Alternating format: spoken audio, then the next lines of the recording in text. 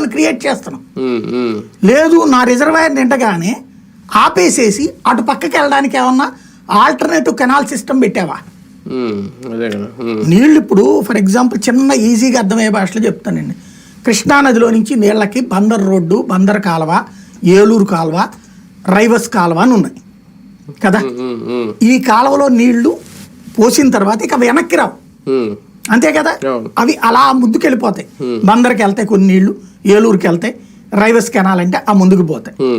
ఆ దారిలో ఉన్న పొలాలక ఆ ఊళ్ళలో తాగడానిక ఇవి వాడతారు. అంతేగాని అటు పక్కన వర్షాలు వచ్చినాయి, కొండపోత వర్షాలు, అక్కడ నిన్ని అనుకుందాం, వెనక్కి వచ్చి కృష్ణలోకి రావుగా.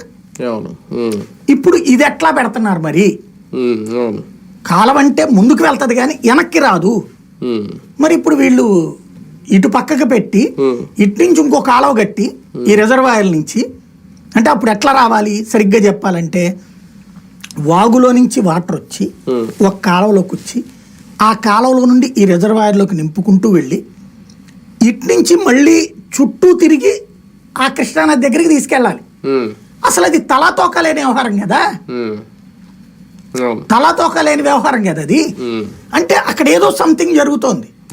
ఇది ప్రస్తుతం డీప్ గా ఆలోచించలేనటువంటి బుర్రలు మన దగ్గర ఉన్నాయి, లేదా ఒక ఎమోషనల్లో మనం నడిచిపోతున్నాం కాబట్టి స్పష్టతనివ్వట్లేదు మనకి, ఎవడు అడగట్లేదు. మనం ఏదన్నా ఒక పథకాన్ని చెప్పినప్పుడు మీడియా